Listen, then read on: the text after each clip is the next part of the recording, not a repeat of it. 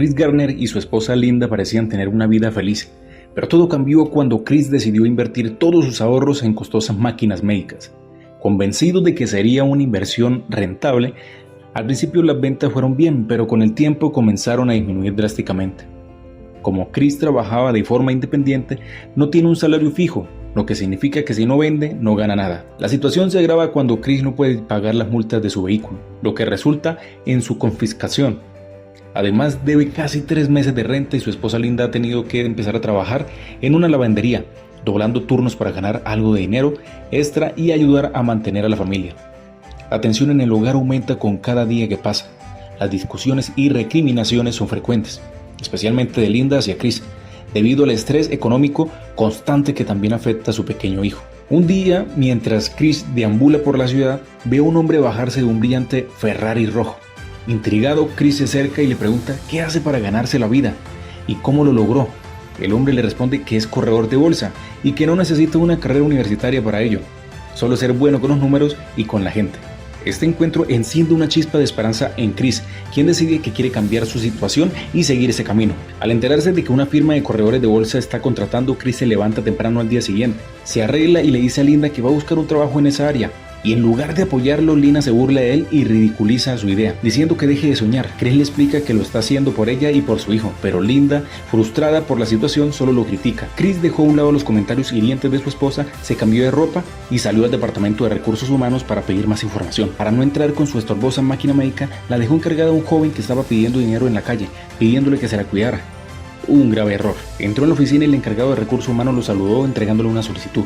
Le explicó que estaba ofreciendo pasantías para seleccionar al mejor candidato. Justo en ese momento, Chris vio que la joven estaba huyendo con su máquina. Corrió tras ella por toda la ciudad, pero la joven logró subirse a un vagón del metro y escapó. Humillado y frustrado, Chris regresó a su casa y miró la solicitud de trabajo, dándose cuenta de que el programa solo acepta 20 participantes cada 6 meses y de esos 20, solo uno conseguirá el empleo. A la mañana siguiente, Chris desayunó con su hijo mientras veía en las noticias.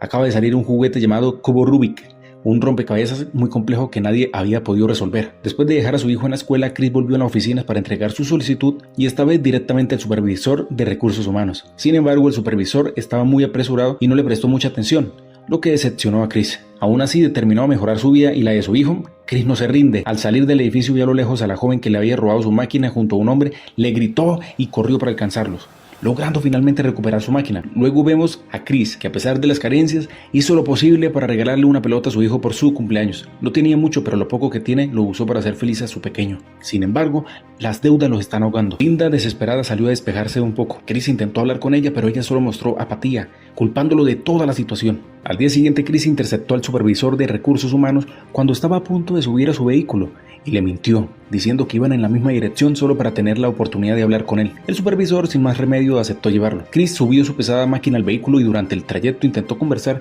con el supervisor sobre su interés en el programa. Sin embargo, el supervisor estaba concentrado en intentar resolver un cubo Rubik, diciendo que era imposible. Chris, confiado, le respondió que él podía hacerlo y le pidió el cubo. Chris comenzó a resolver el cubo mientras el supervisor y el taxista lo observan con interés. A medida que se acercaban a su destino, Chris se apresuró y logró resolver el cubo justo antes de llegar. El supervisor lo colocó en su radar por su inteligencia. Cuando se bajaron del vehículo, Chris se dio cuenta que el taxímetro seguía corriendo y no tenía suficiente dinero para pagar.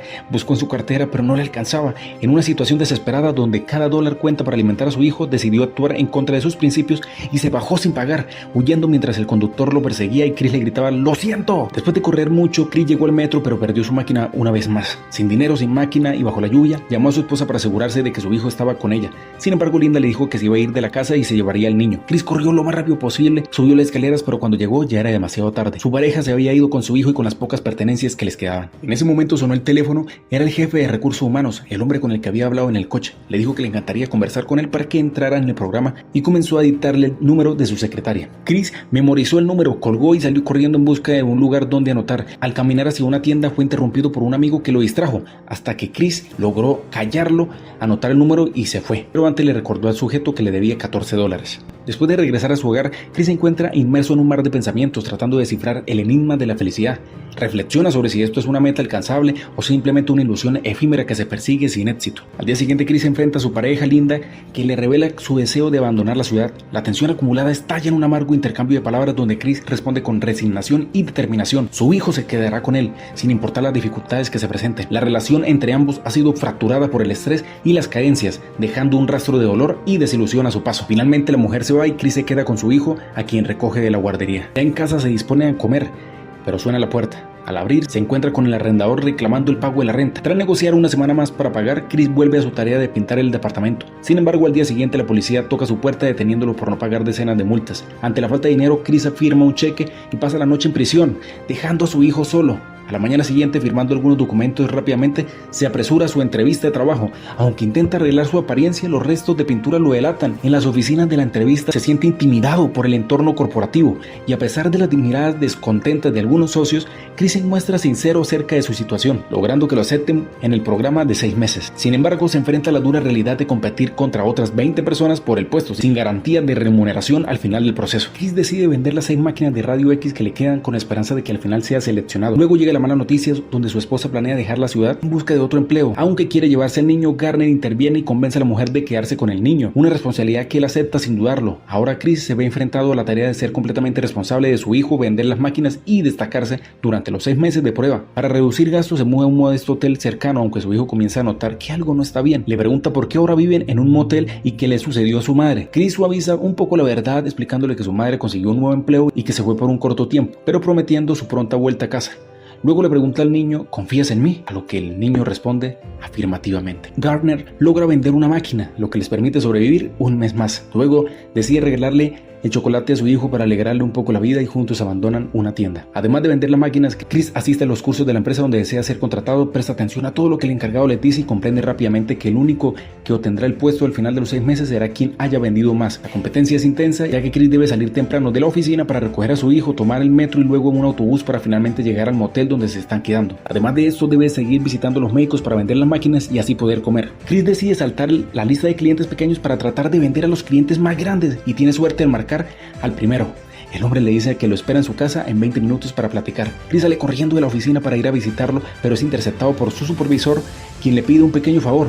Le deja las llaves de su auto, le pide que lo mueva unas cuadras porque no tiene tiempo. Chris accede y mueve el auto, llegando tarde a la cita con el cliente potencial. Sin embargo, persiste y va a visitarlo al día siguiente, junto con su hijo. Chris se disculpa sinceramente por su impuntualidad.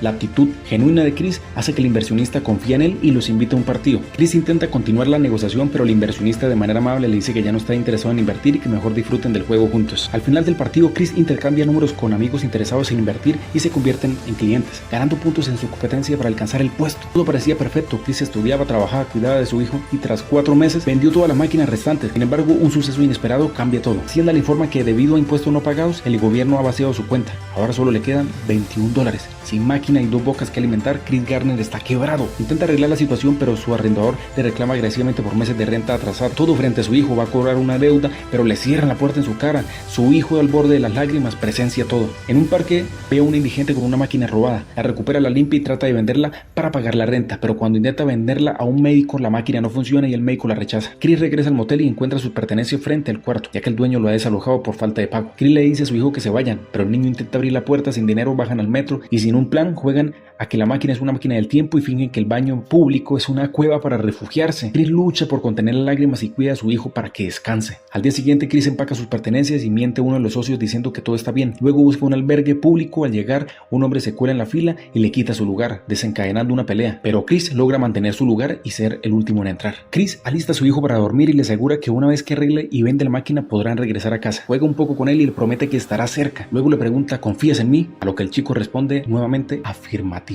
Intenta arreglar su máquina, pero se da cuenta de que necesita un foco que no tiene. Está decidido a conseguirlo. Durante los siguientes días se esfuerza para conseguir clientes, estudiar y aprender a completar su trabajo rápidamente, ya que necesita llegar a temprano al albergue y sobre todo ser seleccionado para el programa de aprendizaje. Llega el día del examen y Chris, gracias a sus horas de estudio, es uno de los primeros en terminar. Mientras se dirige a la fila del albergue, es interceptado por un compañero y luego por uno de los directores, quienes le piden prestados $5 para el taxi. Aunque ese dinero es vital para él, no tiene más remedio que dárselo. Este retraso hace que él y su hijo no no consigan lugar en el albergue y tengan que pasar la noche en el metro. Al día siguiente, Chris decide vender su propia sangre para conseguir algo de dinero. Compra las refracciones necesarias para su máquina y se pone a arreglarla. Finalmente, Chris logra reparar la máquina y venderla, obteniendo suficiente dinero para rentar una habitación por una noche. Después del trabajo, decide pasar el tiempo de calidad con su hijo en la playa, disfrutando de un merecido descanso juntos. Al día siguiente, un supervisor lo interrumpe durante una llamada y lo lleva a reunirse con los directores de la empresa. Chris se pone su saco y saluda cortésmente a la mesa directiva, quienes lo invitan a tomar asiento. Le comunican que han decidido seleccionarlo para el puesto. Abrumado por la emoción, Chris le agradece sinceramente por la oportunidad y acepta el trabajo. Se despide amablemente, recoge sus cosas y sale a la calle para procesar lo que acaba de suceder. Todo el esfuerzo y sacrificio valieron la pena. Luego corre a buscar a su hijo a la guardería y le da un abrazo profundo, expresando implícitamente su gratitud por confiar en él. Con el tiempo vemos a Chris caminando tranquilamente con su hijo. Ya no carga con las máquinas que llevaba al principio, las cuales representaban una enorme carga tanto literal como metafóricamente. En su lugar, camina más ligero y en paz. En busca de la felicidad nos lleva a considerar que la felicidad no es simplemente un estado emocional o un destino final, sino más bien un viaje continuo. El dinero y las posiciones sociales pueden facilitar el acceso a ciertas necesidades básicas, pero no garantizan la felicidad en sí mismos. Sin embargo, es importante reconocer que las personas no deberían enfrentarse a tantos obstáculos sistemáticos para tener una vida digna.